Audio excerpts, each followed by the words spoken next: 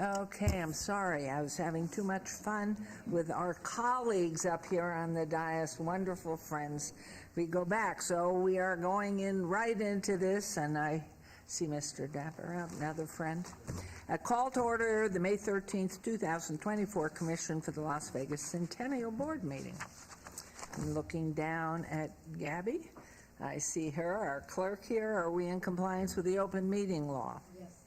Yes, we are. Thank you, and wouldn't you be happy to do a roll call, please? Yes. Chair Goodman? Here. Commissioner Bryan? Here. Commissioner Arnold? Here. Commissioner Stoddal? Present. Commissioner Brown? Commissioner Coffin? Commissioner Helton? Present. Commissioner Sinnock? Bless you. Commissioner Mowbray? Here. Commissioner Truesdale? Present. Commissioner Brandenburg? Here. Commissioner Creer? Here. Commissioner Mills? Here. Commissioner Prado? Here. Commissioner Diaz? Here. Thank you. Commissioner Brandenburg is on the phone. Hi there, Mr. Brandenburg. Good afternoon, Mayor. Did you have a good Mother's Day and take care of every mother in your family? Yes, thank you. Thank you. I hope so. We are very deserving. We work very hard. Okay, we're on item 3. This is our first public comment. During this portion of the agenda must be limited to matters on the agenda for action. If you wish to be heard, please give your name for the record. The amount of discussion as well as the amount of time any single speaker is allowed may be limited. Is there anyone who would like to come up and address our Centennial Commission? Okay, there is no rush to the microphone. We'll move right on to agenda item 4 for possible action to approve the final minutes by reference to the March. Second. Wow, that, for the record, that was March 25th, my birthday, 2024. There's been a motion and a second to approve. All in favor, please signify by aye. Aye. Aye. And nobody's opposed, of course, so that carries. Commissioner, Thank you. Chairman, I'm going to abstain because I was not at the meeting. Member Truesdale. Pardon? I was not at the meeting, so I'm abstaining. Oh, okay.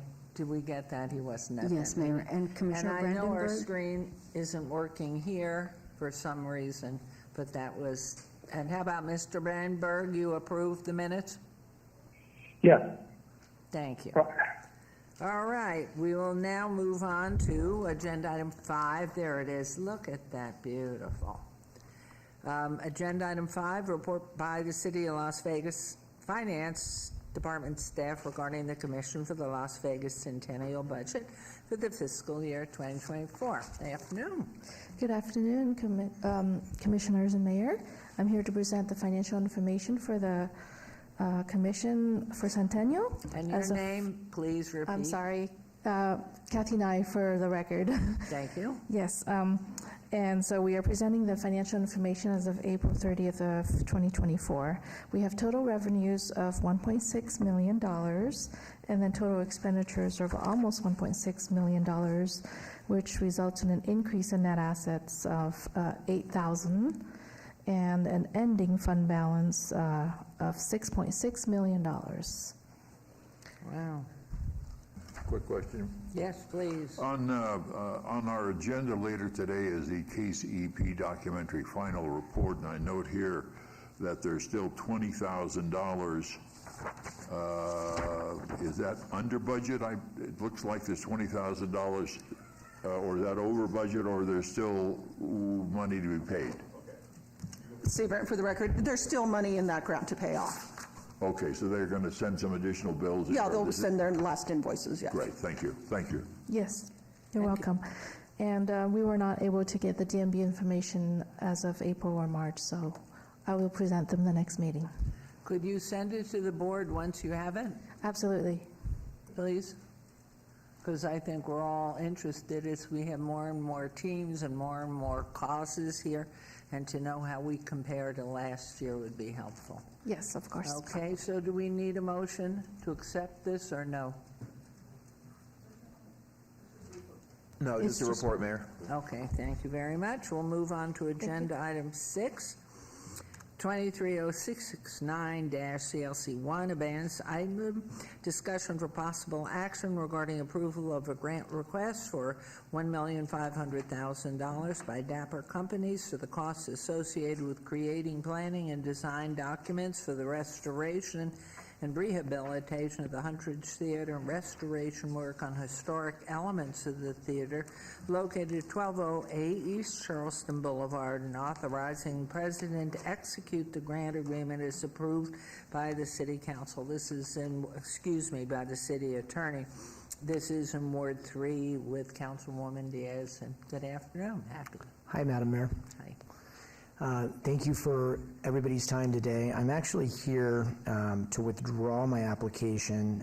Our original application for some of these costs were associated with a lot of the design in the theater, but unfortunately we fell out of a census tract this year that qualifies for new market tax credits, and so that's the bad news. The good news is that we're working very hard to fast track all processes surrounding the new market tax credit piece of the puzzle, and in doing so, it's meant that we've had to accelerate us getting our architects, design professionals, and all the other people working on the project kind of moving forward. And because of that, we've now had to remove a large portion of the dollars that we were requesting because we've already paid them. Oh. And so what we plan to do, we talked to the city attorney just before the meeting, and he recommended that we withdraw the application, rework both the application and the budget associated with the application, and then resubmit. And so we're going to be doing that in the coming weeks. As a formality, then, is that stricken? There's no vote, or is it a request of his that requires our agreement? Thank you, Mayor. Jeff Dorkak, City Attorney. For Centennial Commission purposes, I would recommend you do a motion to strike the item, and then he will, Mr. Dapper will work with Dr. Seabrand to put together a new item with accurate, updated numbers, so you guys have those numbers in front of you in 2 months. Okay, thank I'd you. like to make a motion to, can we make a motion to withdraw without prejudice? Or what's the preferred language? Jeff Dorkak, City Attorney. Preferred language here would be a motion to strike the item. Okay. We don't need to withdraw it or withdraw without prejudice. That's more of our planning language for the planning items, land use items like Councilman Cruz talked about. So just a strike is sufficient for our purposes. Okay, so we have a second, too. I know you're Second. against you. There is a second. Thank you. Mayor, I do have a couple of quick comments that I would like to insert, because my motion was going to be a motion to withdraw without prejudice, because this is such an important thing, but there are some challenges that I hope we don't have in the next presentation, and I'd like to go over my reasons why. They're very short. Okay. There's only 3 reasons. Sure. One is, I note that the author of this particular one is listed as an intern. And I don't know if that's what you're going to do for the next one, but if it is, the intern needs to read what things are not eligible. And there are several things in this one that are not eligible. For example, landscaping. We don't pay for developing or landscaping. That's just not part of what the Centennial Commission does. Sure. No. And then secondly, and probably more importantly. And Commissioner, can I just ask one question? Yes. So I don't think that I think it was only for landscape design. That's exactly right. We don't pay for anything to do with landscaping. Okay, and I'm just quickly looking over our budget, I can send you the notes on this so we can avoid that. Otherwise, I've got a 22-page report. Okay. On this particular application. I just want to hit the highlights, because you're going to withdraw it, so it's going to be a fresh one coming up. Secondly, the Centennial Commission doesn't pay for re-roofing what's going to be a brewery. That's not a historical building. Yeah, I know that is not a part of it. So that we did spend some time with Dr. Seabrand, right. And we talked through some of these things. And again, just reading through it, very quickly, we spent quite a bit of time reworking our budget once we, better understood what things that we could ask for and not ask for. That's separate from the fact that we, now realize that on some of these items, we have to go very quickly, pay for those things, and won't have time to, ask for reimbursement through the Centennial Commission if this was approved. And so my hope is that the next time that I turn it in, that it'll have all things that are coming up, not things that we've already paid for. And then, more importantly, if there is some kind of a report, I would love to see it, or comments that you have. I'll forward my notes to Dr. Seabrandt, and because there are the key line in your presentation or in this application is your goal is restoring the Huntridge Theater to its former glory. And I think, and I'm not going to speak for the Centennial Commission, but I suspect there's people on the Centennial Commission that will support that. What I don't think they're going to support is building 2 new theaters or putting a roof on a building that's on the Maryland Parkway side, 2 roofs, or designing bars. Those things don't fit into the responsibility of this. So I'll send my notes to Dr. Seabrandt, and she can pass them to you. And I'll make sure that we spend a lot of time really focused on, what things that we're allowed to request and what things we aren't. So the next time that we come in, and I'll have a full presentation. The only reason this is the first time that I've been before the commission is because when we originally submitted this, we thought that we would come to the very next meeting, and then right after that, we found out that the Huntridge was falling out of the census tract, and that really kind of pushed us into one direction, and we started to really work on that and realized that this had to kind of take not a back seat, but we had to put this aside and really focus on that, because the amount of time that we have, basically we have till August 31st in order to get our loan funded and our new market tax credits closed. After August 31st, they're gone forever. So you filed with SHPO, and SHPO has sent your request on to DC? Correct. Now that's so we've also filed for a Part 2, which is our historic tax credits. All right. So it's 2 parts. So it's historic tax credits, and then our new market tax credits. Right. The new markets have the August 31st deadline, but the historics do not. Okay. So the historics have been sent on to the Park Service, and we are waiting for our first round of comments from the Park Service for the historic tax credits. Great, thank you. Mayor, thank you very much. That was clear. Call for So the at this question. point, deferring back to our attorney, which way do we go? Withdraw without prejudice or strike, whatever you want. The bottom line is you'll be back, and Yeah, you're and on a I'm fine with timeline. striking them, Madam Mayor. Right, we're striking the item from the agenda, and then we'll have a new item ready to go with the updated numbers from Mr. Dapper at the next available meeting. Okay, so you're now... That would be the motion, I think, is before us. Okay, and there was a second from Member Sinnock, right? Right. So all in favor, signify by aye. Aye. We'll see you again. Motion carries, thank you. And how about you, Mr. Brandenburg? Aye.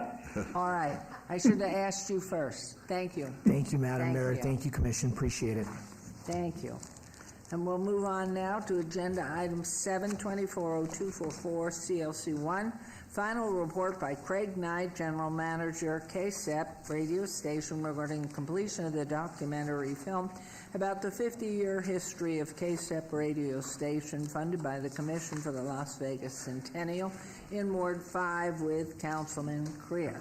Hi there, good afternoon. Good afternoon, Mayor and Centennial Commission. My name is Craig Knight, for the record, General Manager, KCP, and also the director and producer of the KCP Story documentary.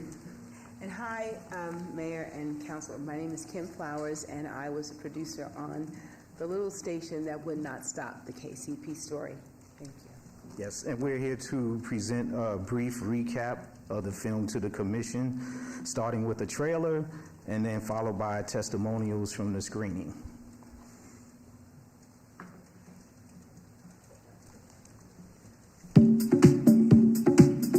Before 1972, the vibrant fabric of Las Vegas' black community had little voice. But then, A mere 10 watts of power ignited a revolution. In 1966, there were 5 Black-owned radio stations in the United States. These, along with some of the standard stations, began to cover the civil rights movement and play R&B music. You know, one of the things that I didn't understand and appreciate as much as I do now is that KCP was our community station. Get ready to vibe with the heartbeats that made the historic West Side Pulse, the voice that stood tall for the whole community, and the hope that proved even a 10-watt whisper can create history. This is the legend of KCEP, the little station that could not stop. Ladies and gentlemen, I don't have a mic. We're getting ready to get started now, so I can get the other theaters going. What I'm going to say is push play, and I hope you love it. Absolutely. You know, we've been around for over 50 years. How was the documentary? Oh, the documentary was wonderful. How did you feel about the documentary? I thought it was fantastic. It was fascinating. I enjoyed it thoroughly. I recommend it to anybody. They did such an amazing job. I'm so proud. It's really phenomenal. It's an incredible documentary. Love it. It was well done. I loved it. I even have now greater respect for the role that station has played here in the Las Vegas community. We stand on the shoulders of some great people. So proud of my son, Craig Knight. Great job. It was great to actually be able to contribute back. I'm in the documentary, and my father founded KCP, Bob Daly. And I know how important they are for the community. I moved here because KCEP was here. They have raised generations of them. And they talk about all different types of things that help the African American community. 88.1 though, like really gets me. KCP, pound for pound, the best in town. The rest of you stations, bow down now. I highly recommend the little station that could not stop. All right, and that was the testimonials from screenings that we had. The first screening was on February 28th for Black History Month at the Downtown Cinemas. It used to be the Art House, and before that it was, what was it? It was Eclipse. Eclipse Movie Theater, correct.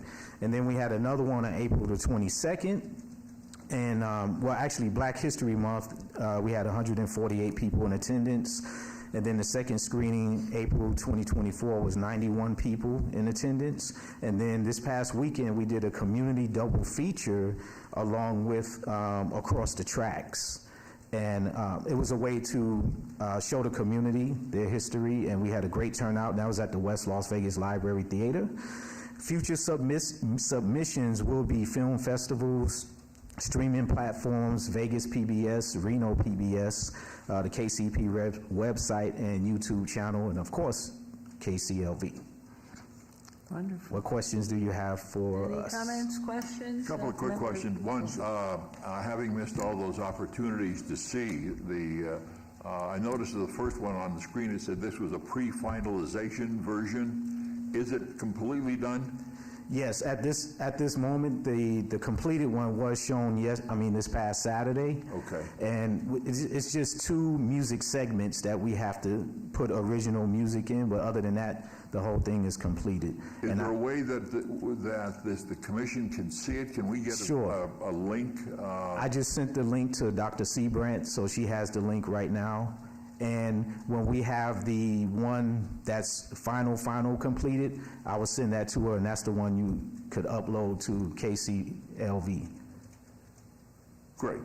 We really look forward to seeing this piece of history. And by the way, you did a fantastic job in Across the Tracks. I've seen it about 9 times now.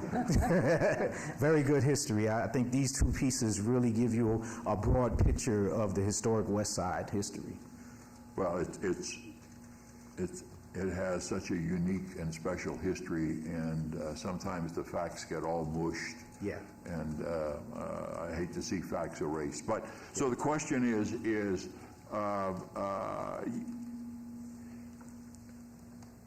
the biggest challenge I think we have is distribution. And sometimes if you show it on one channel, then Netflix doesn't want it. Correct. So is there a specific plan to roll this out? I mean, the city gets the opportunity, clearly, as part of our deal, correct, to air it. is when would we expect the city to see it, the public to see this? Well, I would like, and that's correct what you said, we would like to pursue the streaming platforms first because they, for distribution purposes, just like you said, they would want it to be exclusive. Okay. You know, so we would appreciate if we can get it on the platforms first, and we are working with some people now to try to get that done, but it's available for your viewing pleasure, you know, so you can just see and have an idea of what everyone is raving about. Okay. One last thought, Mayor. Sure, please. The issue that was just brought up, I'm going to bring that up later on, for looking for future agenda items on our legal document to make sure that everybody is clear in front who owns what. Correct. And the authorization and the distribution plan. I want to hold this up, so, but Yes. really look forward to seeing it tonight and both this version with the music adjusted and Yes. then the final version. So thank Sure. you. Awesome, thank you. And I also have programs and flyers from over the weekend for the commission that I'll leave here with you. Any other comments, questions? Let me ask Mark before I go down to Commissioner Creer down there. Do you have any questions or comment? No questions. Thank you. Thank you. Thank you, Madam Mayor. Craig and Kim, I just want to thank you all for having a conversation, following through, and of being so professional about and presenting a product that we are all very, very proud of. It tells an amazing story of our community. KCP has been at the heart of that community since the day I was born. And as I said in the clip, that I never correlated until I got older what an impact KCP made. I would listen to it from music only, Craig, DJ Smooth C, and that was my correlation until I got older, and you found out what a focal point it has been in communicating with our community. And my father used to have a little transition radio, and he would get dressed in the morning, shave, and every single morning he had on KCEP. Correct. And we would hear it through the bathroom and in the growing up, and it was just part of our community. So, and I also think that this is the start of the story. Yes. I think that there's opportunities to continue the story and to tell even further, even coming up to today, because KCP still continues to make an impact in our community. And then while I publicly have the mic, I have to apologize to the mayor. And I told her this because before this documentary, I grew up and it was always just KCEP, and I called it KCP. And when the mayor speaks during council, when KCP comes up, she calls it KCEP. Yes, another name. And I would say to myself, quietly to myself, what is she talking about? Why is she calling it KCEP? She would call it KCEP, KCEP. And little did I know that stood for the Concentrated Educational Program. Concentrated Employment Program. Concentrated Employment Program. There you go. See, and you put the K in for the call signs for the radio. And so I want to publicly apologize to the mayor once again, because I always thought that she was wrong and I was right. But any good man can say that when they're wrong, they are wrong, and I was wrong and the mayor was right. Yep. So I wouldn't have found out about it. I want to add to that. I worked at CEP, the Concentrated Employment Program at H and On, and when KCEP was first formed, but the Concentrated Employment Program was out of the Department of Labor. Yes. To help students and everybody gain employment, get training in the times we were segregated. Yes. And remember Patricia Cunningham, who's wonderful, really was among the first people. And Guy Sherman was running that program. And of course, Mabel and Ed Hogard were next door, and we it was a great beginning.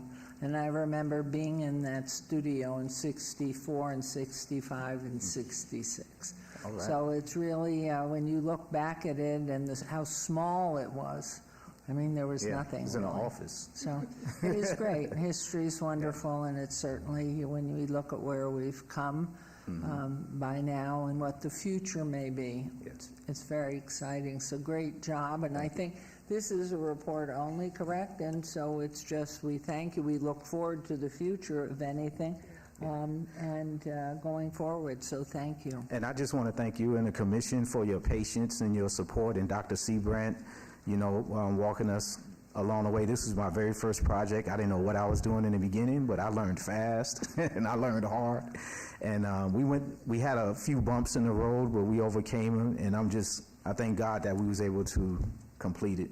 Well, and as you go back through the life of David Hogarth and Mabel and Verlia Davis and everybody else that was there in those days, Ike and Gloria Rome, I mean, I just think of the people that were so wonderful that were part of the actual creation and stability of the West Side. Yes. That's a long time. That's 60 years ago. Yeah, absolutely. So, thank you. Good luck. Wonderful. All right. Wonderful. Thank you very much. Okay, and now agenda item 8, our report from our executive director of the Commission of the Las Vegas Centennial regarding completed projects and the announcements relative to the Commission for the Las Vegas Centennial. And I'm sure a shout out to El Dorado. Yes? Thank you, Seabrant, for the record, yes. Good. So right now, all of our projects are either in progress or completed.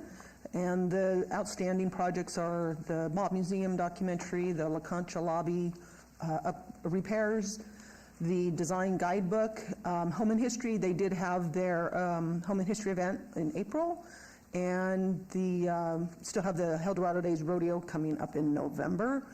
Other than that, all I really have is remember the documentary, the 1960s.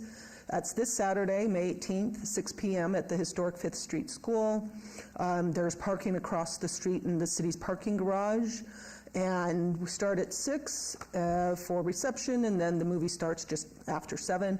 And this will be also played on our Channel 2 at the same time, and they will also be running a marathon of all the previous films. So if you haven't seen them yet, or you want to rewatch them, you can catch up on those. And then we had the parade yesterday. We entered as the Historic Preservation Commission, but it was still myself, Mike, and Teresa, because we're on both boards. And it was really nice. People kept thanking us for preserving history, so we appreciated that. But there will be a full report from Parks and Rec and Cultural Affairs about the full day's parade. And that's all I have, unless there's questions. Any questions for Dr. Seabrant? No, well, thank you. It was fun. We had great weather, and it was wonderful. And to the team that was out there, Nadja and everybody, certainly Jasmine Freeman, everybody that worked the parade was great. The floats and the dancing and the music, which I love. So anyway, wonderful. Look forward to it going on in the future. So we're on to agenda item 9, discussion regarding topics for future agenda items. Comments made during this portion of the agenda by individual members will refer solely to the proposals for future agenda item, and any discussion shall be limited to whether or not such a proposed item is within the purview of the Commission and whether such proposed item shall be placed on a future agenda. No discussion regarding the substance of any such proposed topic shall occur. No action shall be taken. And looking at the amount of money that we have in the bank, I think we need to really be looking very strongly and seriously as some of the really important programs and projects we can have. And I don't know if anything's been submitted already, but I know there's been talk among the commission members. So, members, go ahead. A couple of suggestions, action for, one is the Centennial Commission has discussed the need to update its strategic plan at several meetings, and I think that we need to move forward. When they did the spell check, it inserted the word must move forward, so I'll go with must move forward. Several steps are needed before the actual plan can be updated, and we need to get those action steps taken care of before we actually sit down and work out the plan. We need to lock down the specific elements and goals that we want in the updated strategic plan, including what the mayor just got through talking about. What are the things that need to be done in this community, and how do we move those forward? And also, we need to figure out how we're going to fund this, and that process needs to be finalized. We don't need to delay this thing for 3 months because we're trying to figure out what the city process is that we need to use. And this all needs to be done within the next 3 to 6 months. I'd really like that on the agenda for the next meeting. The second item is the next phase for preserving the history of the city of Las Vegas and its citizens through the production of historic documentaries. With the documentary just finished on KCEP, and the one, as Dr. Seabrand said, of the Mob Museum, that's due in June, of the 1933 Federal Building. And the Centennial Commission has already funded the documentaries for the first 100 years. We need to move to the next phase of producing these documentaries. And several of the documentaries that have been produced have squeezed decades into an hour. Sometimes even 1 decade is squeezed into an hour, and there are lots of topics that have popped up out of those that are worthy for our Centennial to do additional documentaries on. And there's a second part of that, and it's had to do with what we heard with the KCEP documentary, and that we really need to clear up the ownership of these documentaries. And this is not at KCEP, but as the producer said, it was a giant learning experience. And this has been true of all the documentaries that we have funded. Good spirits, good intellect, but the reality of producing a documentary is a real challenge. This is not writing a newspaper article or becoming, or even writing a book. This is a real challenge. And so I think we need to have the content oversight. A couple of the documentaries that have been produced of recent days, recent years, are full of errors. And when the Centennial Commission stamps its approval on it, it's almost like we're saying this is 100% factual. We also need to lock down the distribution process and the ownership. So there's 2 parts to it. One, let's get a list of documentaries we can bring before the commission to have them look at and say yes, no, whatever. And then secondly, really clean up the process in our contract. The contract's fine, but may need some additional language. So if we can get that on the next agenda, that would be great. And that's my speech. Thank you. I'd like to add too that, and with the approval of the commission and you and your team, Dr. Seabrand, I think there needs to be a connection with the UNLV library that's separate to the Centennial for future reference. That everything that's gone through here, that there's some permanency, because I don't know where, aside from online, where anything's stored anymore, where people can go for reference, and you get new people coming in, and what was important at that time is no longer important, and you've lost it. So some type of, and I wouldn't know where, and maybe it's a matter of legal ownership or what it is, but some connection with UNLV's historic collection of a conversation with them. Mayor? And anything, yes, please. With regards to Member Stoldahl's comments about the video production and things being compressed into an hour, 10 years into 1 hour, I would think there's some great historic opportunities for us, like the dancers, the dancing entertainment shows, and the history of what Las Vegas created from Foley's to Lido to the different periods of time. And there's certain industries that were unique to Las Vegas, the wedding industry and how it evolved through those 100 years. And And like I say, a lot of them popped up in little snippets in the videos. But if we're going to look to potentially grow that video format, which seems to be getting great reviews for what we've been doing, it can be broad reviews of little parts of our industries that were really the historic backbone of the community, why we are where we are today. Mayor, one of the challenge, let's say it's an opportunity, is that these documentaries are about the city, not lowercase c, uppercase, the city of Las Vegas.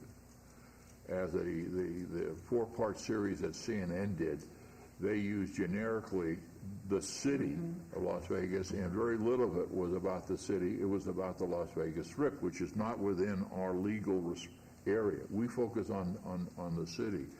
One of them that I'm going to suggest is something that the city has done and been in the forefront of that, and that's the preservation of the history of education in our community.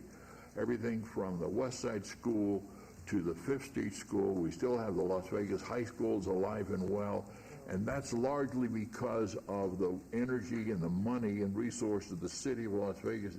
That story needs to be told. That's the foundation of our community. So that's just one of the areas that I think that, and then there's others as that we can deal with. Architecture. The motel industry was the backbone of the. I mean, so there's a lot of religious growth and development. I mean, there's so many things you just make a list. So maybe that's part of this long-term, maybe a shorter-term plan and a long-term plan, because we have our 2050 plan for the city. And so these are all other things. Okay. You know, Mayor? Yes, please. Thank you. I think that the commission makes a very good point on something. We seem to wait for historians to come in, present to us what they would like to do, and then we fund them or do not fund them.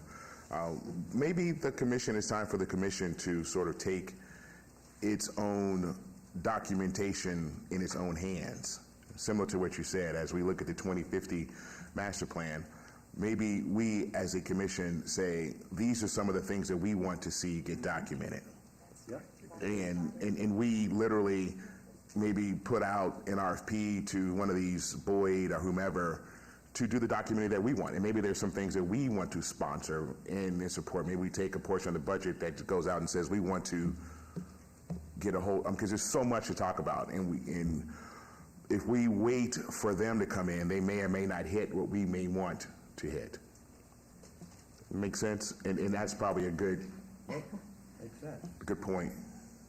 So as a discussion item to go forward and have this, I mean, obviously as we concentrate on what Commissioner Stoddall was referring, the Strip is not part of it, but shows what was happening in the heart of the city, in the architecture, the religious, education, all those different facets. We can just make a list and take them on one by one. And there are some individuals that really need, and these are not, I'm not going to propose marketing or sales documentaries. These are historical documentaries.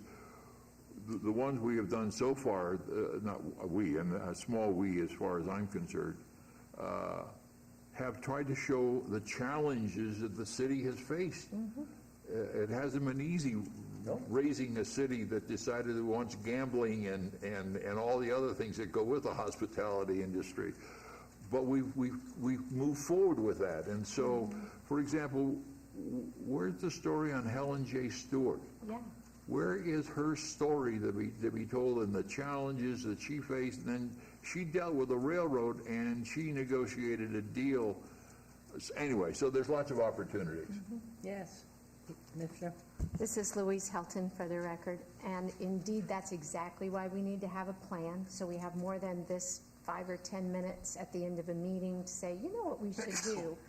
It really, when you have the money that we've been able to develop, we need to be able to invest it wisely and come up with a good solid plan and deliver an amazing product that everyone can be proud of, and it will serve our city for a long time.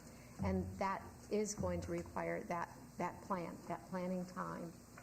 Otherwise, we'll just be continuing to spend and end up not coming up with the better ideas of what we want to spend the money on. And one last question, if I might. Is the $6 million invested in earning money? And at what rate, and who's watching it? Kathy Knight for the record. Yes, it is earning interest, and I can look at the rate. I'm not sure, but we do have. Does it flow with the investments of the city, or it has a different supervisor? And it's pretty much within the same flow as the city. Okay, because rates are changing, and we need to make sure it earns the best it can. Yes. So, any other comments? Yes, please, Member Arnold. Just a quick one. I know there's some ongoing effort on the website, and I guess I won't be able to attend another internal meeting, but can we have something on the next agenda, regardless of where that's at in the process? Okay, because I think it really ties into everything that's being discussed here. Thank you. Thank you. Anything else? Okay, let's move on to our final, my goodness, our final citizen participation. Public comment during this portion of the agenda must be limited to matters within the jurisdiction of the commission. No subject may be acted upon by the commission unless the subject's on the agenda and scheduled for action. If you wish to be heard, please come forward, give your name for the record, the amount of discussion on any single subject, as well as the amount of time any single speaker is allowed may be limited. And once again, seeing this great rush, the meeting is adjourned. Thank you all. Wow, that was a record. Are you there and alive, Mr. Brandenburg? Yes, and taking notes. Thank you. Have a lovely afternoon. You And too. thank you, team.